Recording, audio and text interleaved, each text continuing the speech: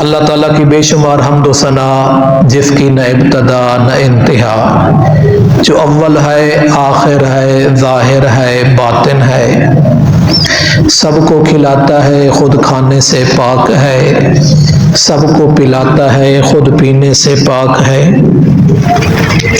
پاکی جس کی شان ہے، حمد جس کی آن ہے، اس اللہ وحدہ لا شریک کی حمد و ثنا کے بعد امام الرسل، سید الرسل، افضل الرسل، خاتم النبیین، سید المرسلین، ساقی کوثر، شافی معشر، آمنہ کے نور عین، جد الحسن والحسین، حضرت محمد الرسول اللہ صلی اللہ علیہ وسلم کی ذات اقدس اطہر اشرف اعلیٰ پر ساری مخلوقات کی تعداد سے بڑھ کر تحفہ درود و سلام۔ سیرت النبی صلی اللہ علیہ وسلم کا آج 21واں درس اور خطبہ جمعہ ہے۔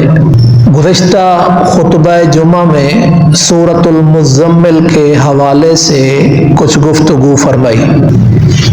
سورۃ المزمل میں پیارے نبی صلی اللہ علیہ وسلم کو اللہ تبارک و تعالی نے فرمایا یا ایھا المزمل قم اللیل الا قلیلا، رات کی عبادت تعلق مع اللہ۔ جتنا آدمی تنہائی میں رہتا ہے، خلوت اختیار کرتا ہے، اللہ تبارک و تعالی کی صفات میں غور و فکر کرتا ہے، اتنی اس کو روحانیت نصیب ہوتی ہے۔ تو اللہ تبارک و تعالی نے فرمایا قم اللیل الا قلیلا، آپ بھی رات کا قیام کریں، تھوڑا کریں، نصفہ او انقص منہ قلیلا، آدھی رات یا اس سے کم، او زد علیہ یا اس سے بھی زیادہ کریں، صرف اکیلے نہیں، وطائفۃ من الذین معک، آپ اپنے ساتھ ایک جماعت بھی تیار کریں۔ چنانچہ گزشتہ جمعہ میں نے یہی عرض کیا تھا کہ پیارے نبی صلی اللہ علیہ وسلم کو کہا جا رہا ہے کہ آپ ایک جماعت تیار کریں۔ المزمل کا ایک معنی زمیل یعنی ساتھی اور جماعت بنانے کے ہے۔ آج کے خطبہ جمعہ میں جن آیات کا سہارا لیا ہے، یہ سورۃ المدثر کی ابتدائی 7 آیات ہیں۔ وقت کی قلت کے پیش نظر ان آیات کا مفہوم ہی سنا سکوں گا اور ہمیں پتہ چل جائے گا اللہ تبارک و تعالی کی طرف سے پیارے نبی صلی اللہ علیہ وسلم کو کیا حکم دیا جا رہا ہے، کس طریقے سے آقا صلی اللہ علیہ وسلم کو اوروں کی تربیت کرنے کا کہا جا رہا ہے۔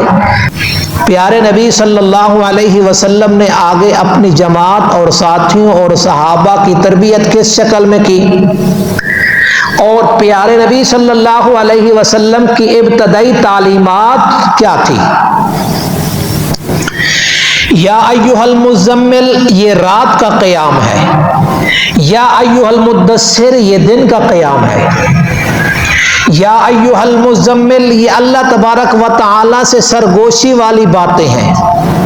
ورتل القرآن ترتیلا انا سنلقی علیک قولا ثقیلا ان ناشئۃ اللیل ہی اشد وطئا واقوم قیلا۔ یہ پیارے پیغمبر صلی اللہ علیہ وسلم کی اس طور پر رات کے قیام کا تذکرہ فرمایا جا رہا ہے۔ اور یا ایھا المدثر قم، اس میں بھی قم، اس میں بھی قم، وہ قم لیل کا ہے، یہ قم نہار کا ہے۔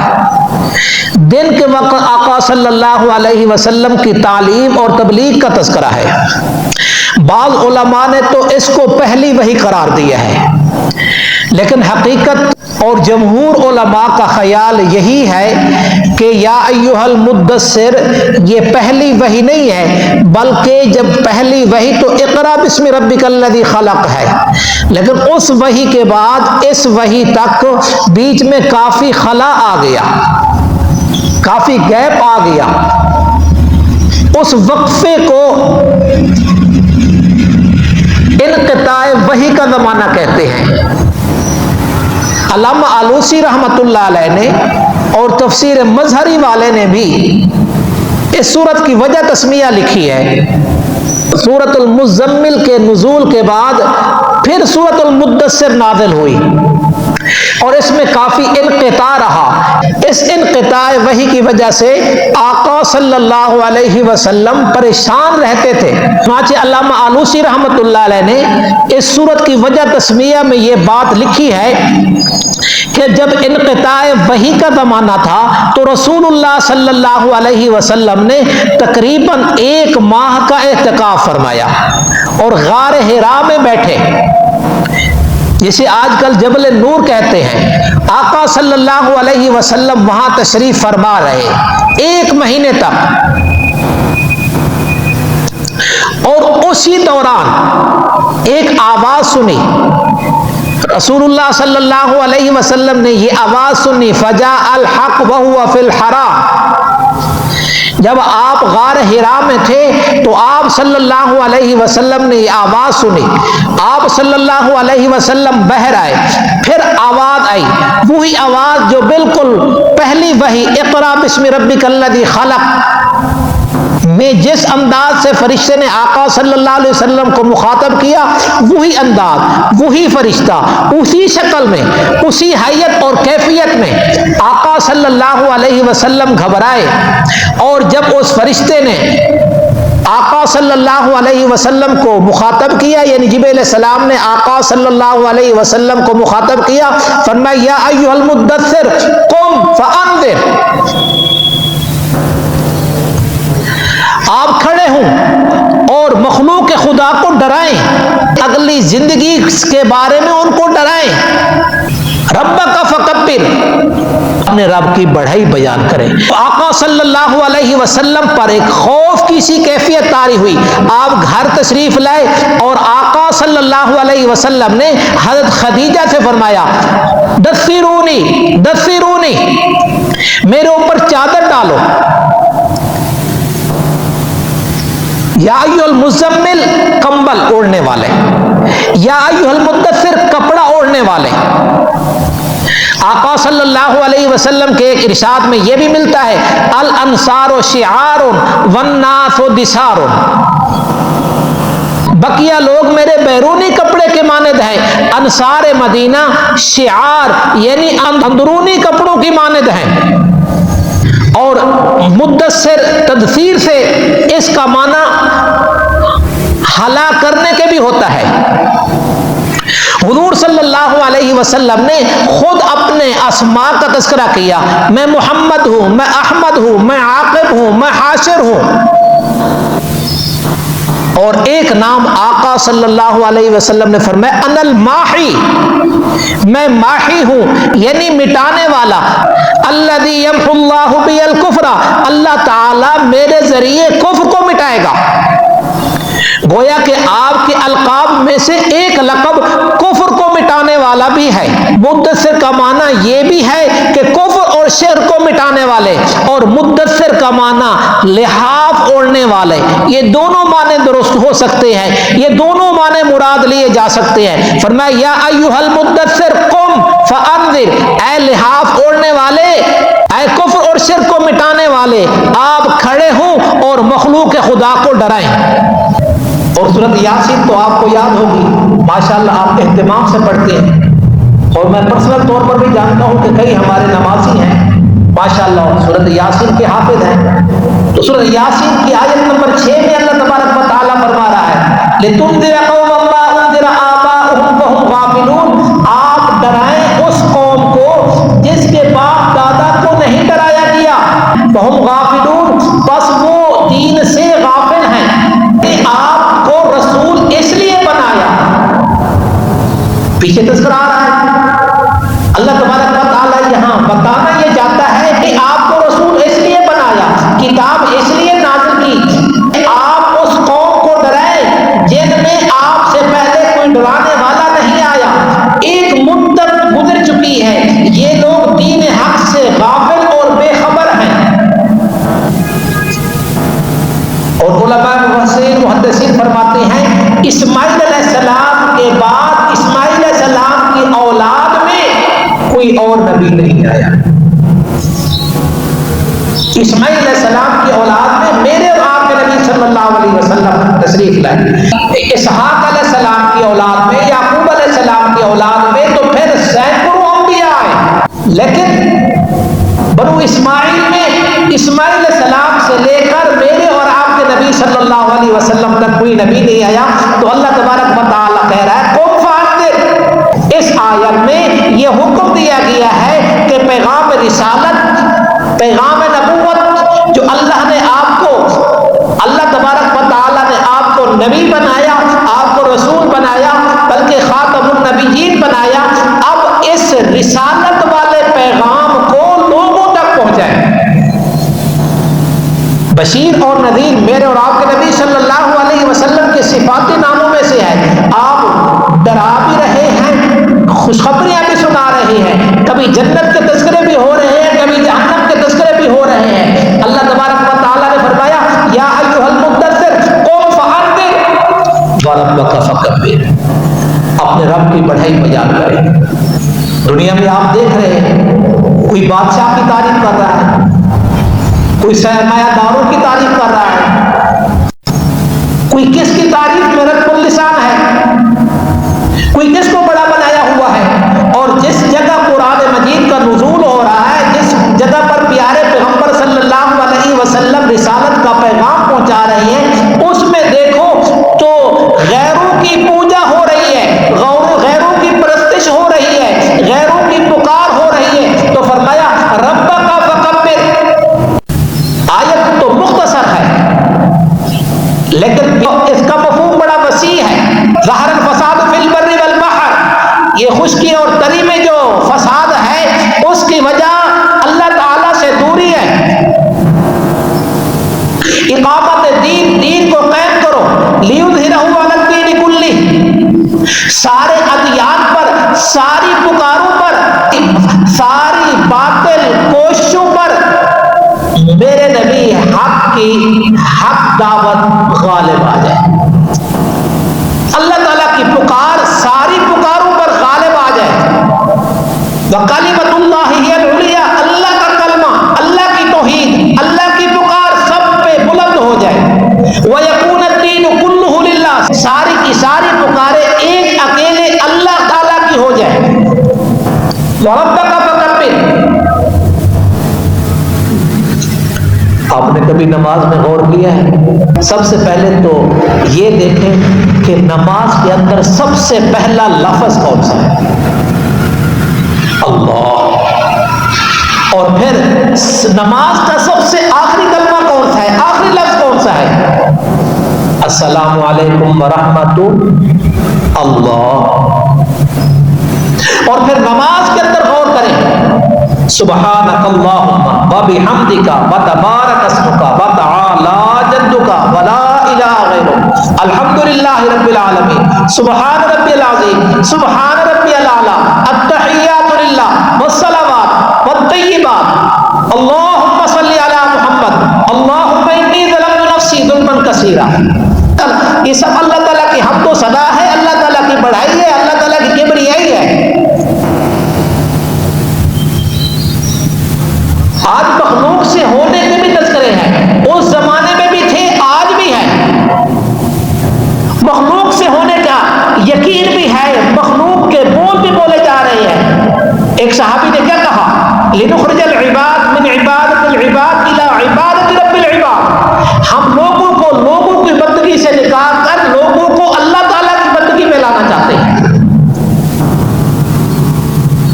ربک فکبر۔ میں آپ سے پوچھتا ہوں، ایک آدمی گھر بیٹھا ہوا ہے، اللہ اکبر کی آواز آئی،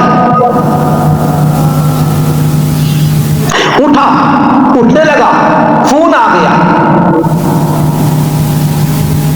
وہ مسجد میں آنے کی بجائے کسی اور طرف چل پڑا۔ مہمان آ جاتے ہیں، اس کے ساتھ گپ شپ لگاتے، مسجد کی نماز تو کیا، اکیلی نماز تو کیا، نماز قضا ہو جاتی ہے۔ اس نے اپنے رب کو بڑا نہیں سمجھا۔ کسی کہنے والے نے یوں بھی کہا کہ رب کو تو مانتے ہیں، رب کی نہیں مانتے۔ ربک فکبر وثیابک فطہر، فرمایا اپنے کپڑوں کو پاک صاف رکھو۔ لباس کی پاکیزگی بدن کی پاکیزگی چاہتی ہے، بدن کی پاکیزگی ماحول کی پاکیزگی چاہتی ہے، اس طرح ظاہری پاکیزگی باطنی پاکیزگی کی خواہشمند ہوتی ہے۔ وثیابک فطہر، بظاہر کپڑوں کو صاف پاک رکھو، لیکن یہ کپڑوں کی پاکی کئی اور پاکیوں کی ڈیمانڈ اور تقاضا کرتی ہے۔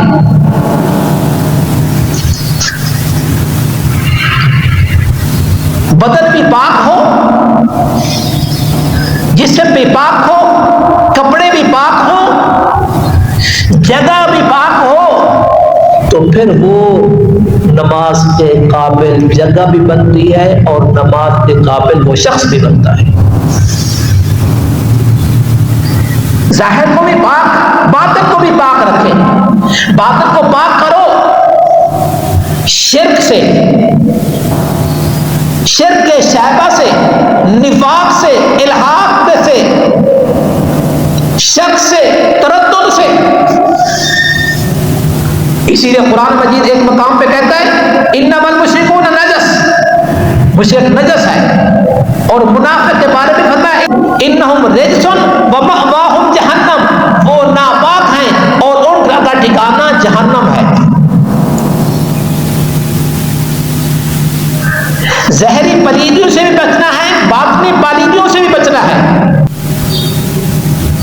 وثیابک فطہر، پہننے والے ظاہری کپڑے بھی پاک ہو اور اخلاق بھی پاک ہو۔ بھی ہے، عربی کا محاورہ بھی ہے،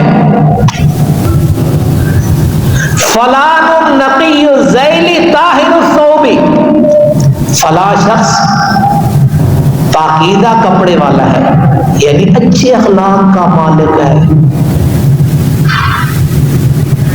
پاک دامن ہے، عمدہ اخلاق کا حامل ہے۔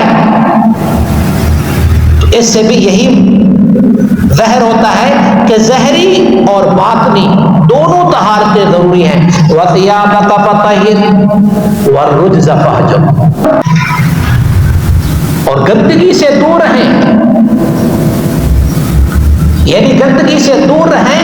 اس گندگی سے مراد بھی عقیدے کی گندگی ہے، بظاہر بھی جو گندگی ہے جو راستے میں ہوتی ہے، اس گندگی سے بھی اپنے آپ کو بچانا ہے۔ لیکن یہاں گندے عقیدے، بد عقیدے کی گندگی سے بھی بچنا ہے۔ قرآن مجید نے تذکرہ کیا شرک اور کفر کی گندگی سے بچو، اور ایک جگہ یہ بھی آتا ہے فَأَنزَلْنَا عَلَيْهِمْ رِجْزًا مِّنَ السَّمَاءِ، یعنی بنی اسرائیل پر آسمان سے طاعون کی صورت میں رجز اتاری گئی، جس سے آنن فانن ہزاروں لوگوں کی موت واقع ہو گئی، ہزاروں لوگ موت کا شکار ہو گئے۔ فرمایا گندگی کو اپنے قریب نہ آنے دو، اس سے دور، اس سے اپنے آپ کو دور رکھیں۔ وَلَا تَمْنُن تَسْتَكْثِرْ، کسی پر احسان نہ کریں جس کا بدلہ زیادہ طلب کریں۔ کسی کے ساتھ احسان کرنا اور اس احسان کا عوض اور مفاد حاصل کرنا، ایسا نہیں۔ وَلِرَبِّكَ فَاصْبِرْ، اور اپنے رب کے لیے صبر کریں۔ اس راستے میں تکالیف آئے گی، مخالفت ہوگی، بے شک ہم آپ پر ایک بوجھل بات ڈال رہے ہیں۔ آپ صلی اللہ علیہ وسلم پر سخت سردی میں بھی پسینہ آ جایا کرتا تھا، تو ایک بوجھل کام ہے، اس کو پہنچانا آسان کام تو نہیں ہے۔ وَلِرَبِّكَ فَاصْبِرْ، اس راستے میں تکالیف آئے گی، مخالفت ہوگی، اس کے باوجود صبر کا دامن نہیں چھوڑنا۔ اور گزشتہ صورت میں فرمایا تھا وَاصْبِرْ عَلَىٰ مَا يَقُولُونَ، جو کچھ کہتے ہیں ان کو کہنے دیں، آپ صبر کریں۔ ملت ابراہیمی کے اصولوں میں سے ایک اہم اصول یہ بھی ہے انسان صبر کا دامن نہ چھوڑے. وَاسْتَعِينُوا بِالصَّبْرِ وَالصَّلَاةِ، صبر اور نماز سے کام لیں، گھبرائیں نہیں. شاہ عبداللطیف محدث دہلوی رحمۃ اللہ علیہ فرماتے ہیں کہ عام صبر اور اللہ کے لیے صبر کرنے میں فرق ہے. اللہ تعالیٰ کے لیے صبر کا مطلب یہ ہے کہ انسان میں ایسی قوت برداشت پیدا ہو جائے جس میں امیر غریب چھوٹا بڑا اپنا بگانے کا امتیاز ختم ہو جائے. کہ ایسا نہیں کہ امیر آدمی کی طرف سے کوئی ظلم و ستم ہو، کوئی تکلیف ہو اور اس تکلیف پہ آدمی صبر کرے، اور غریب آدمی کی طرف سے کوئی تعدی ہو تو صبر کا دامن چھوڑ بیٹھے. یہ رب کے لیے صبر نہیں ہوگا. رب کے لیے صبر وہ ہوگا جو سب کے لیے یکساں ہو. یعنی امیر نے کوئی جاتی کی تو خاموش ہو گیا، غریب نے کوئی جاتی کی تو خاموش ہو گیا، بڑے نے کوئی جاتی کی تو خاموش ہو گیا، چھوٹے نے کوئی جاتی کی تو خاموش ہو گیا، اپنوں نے کوئی زیادتی کی تو خاموش ہو گیا، بگانوں نے کوئی زیادتی کی تو خاموش ہو گیا، قریبی پڑوسی نے زیادتی کی تو خاموش ہو گیا، دور کے پڑوسی نے زیادتی کی تو خاموش ہو گیا، اپنی قوم برادری والے نے زیادتی کی تو خاموش ہو گیا، دوسرے نے زیادتی کی تو خاموش ہو گیا. اللہ کا قرآن کہتا ہے انما یوفی الصابرون اجرهم بغیر حساب، صبر کرنے والوں کو بغیر حساب کتاب کے دیا جائے گا. یا ایھا المدثر قم فانذر، اے لحاف اوڑھنے والے یا کفر اور شرک کو مٹانے والے، آپ اٹھ کھڑے ہوں اور مخلوق خدا کو ڈرائیں. یا ایھا المزمل کے بھی دو معنی ہیں، اے کمبل اوڑھنے والے، اور دوسرا معنی ساتھی اکٹھے کرنے والے. اب یہ بھی لوگ پوچھتے رہتے ہیں کہ سب سے پہلے ایمان کون لایا؟ حضرت خدیجہ رضی اللہ تعالی عنہ ایمان لے آئی یا حضرت ابو بکر صدیق رضی اللہ تعالی عنہ پہلے ایمان لے آئے؟ ابو بکر کا معنی ہی پہلا ہوتا ہے. حضرت خدیجہ رضی اللہ تعالی عنہ جب آقا صلی اللہ علیہ وسلم کی عمر تقریباً 20 سال سے اوپر ہوئی تو حضرت خدیجہ رضی اللہ تعالی عنہ نے نبی صلی اللہ علیہ وسلم کی تعریفیں سنی، پھر ان کے ساتھ کاروبار کا معاملہ طے کیا، اور آپ صلی اللہ علیہ وسلم حضرت خدیجہ رضی اللہ تعالی عنہ کا مال لے کے سفر پہ روانہ ہوئے. حضرت خدیجہ رضی اللہ تعالی عنہ پہلے سے آقا صلی اللہ علیہ وسلم کی کمالات، خوبی اور صداقت، امانت، دیانت، شرافت کی قائل ہو چکی تھی. تو 25 سال کی عمر میں جب پہنچے تو اس نے خود نکاح کا پیغام بھیجا، سارا خرچہ اپنے ذمہ لے لیا. تو اسی وجہ سے بعض مفسرین نے کہا ہے اول من اسلمت، سب سے پہلے ایمان لانے والی خدیجہ رضی اللہ تعالی عنہا ہے.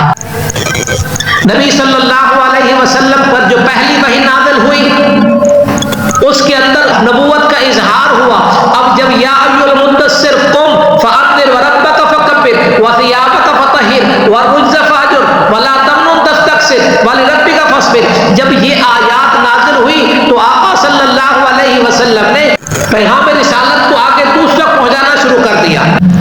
پہلی وحی نازل ہوئی، اس وحی کو سب سے پہلے نبی صلی اللہ علیہ وسلم نے سنا، اور نبی صلی اللہ علیہ وسلم کی زبان سے حضرت خدیجہ رضی اللہ تعالی عنہ نے پہلے سنا. اور خدیجہ رضی اللہ تعالی عنہ تسلیہ دے رہی ہے. حضرت ابو بکر صدیق نبی صلی اللہ علیہ وسلم کے بچپن کے ساتھی ہیں، جوانی کے ساتھی ہیں، خوشی کے ساتھی ہیں، غمی کے ساتھی ہیں، سفر کے ساتھی ہیں، حضر کے ساتھی ہیں. حضرت ابو بکر صدیق رضی اللہ تعالی عنہ نبی صلی اللہ علیہ وسلم کے ساتھ ساتھ رہنے والے ہیں. آقا صلی اللہ علیہ وسلم نے صرف حضرت ابو بکر صدیق کے بارے میں یہ فرمایا کہ جس کسی پر میں نے اسلام کو پیش کیا، ایمان کو پیش کیا، اس نے ہچکچاہٹ کا مظاہرہ کیا، سوچنے کی مہلت مانگی اور بابا سے مشورہ کرنے چاہا، میں بعد میں بتاؤں گا، سوچ کے بتاؤں گا. آپ صلی اللہ علیہ وسلم نے فرمایا ابو بکر وہ شخص ہے جس کو میں نے کہا میں اللہ کا رسول ہوں، تو اس نے کہا اگر آپ اللہ کے رسول ہیں تو میں آپ کا سب سے پہلا امتی ہوں. پھر اسی طرح نبی صلی اللہ علیہ وسلم نے رسالت کا پیغام، توحید کا پیغام، قرآن کا پیغام، جس کا ورتل القرآن ترتیلا پڑھنے کا بھی حکم ملا، صاف صاف پڑھنے کا بھی حکم ملا، اور بلغ ما انزل الیک من ربک یہ حکم بھی ہوا کہ اس چیز کو پہنچائیے جو آپ کی طرف آپ کے کے رب کی طرف سے وحی کی گئی ہے۔ پھر انشاءاللہ زندگی رہی تو آگے نبی صلی اللہ علیہ وسلم کے اس واقعہ کا تذکرہ کریں گے جس میں آقا صلی اللہ علیہ وسلم نے کوہ صفا پر کھڑے ہو کے لوگوں کو بلایا۔ اللہ تبارک و تعالی ہمیں اسوہ حسنہ نصیب فرمائے، اللہ تعالی تمام بیماریت عطا فرمائے، اللہ تبارک و تعالی ہمیں دین سیکھ کر سمجھ کر عمل کرنے کی آگے دوسروں تک پہنچانے کی توفیق عطا فرمائے۔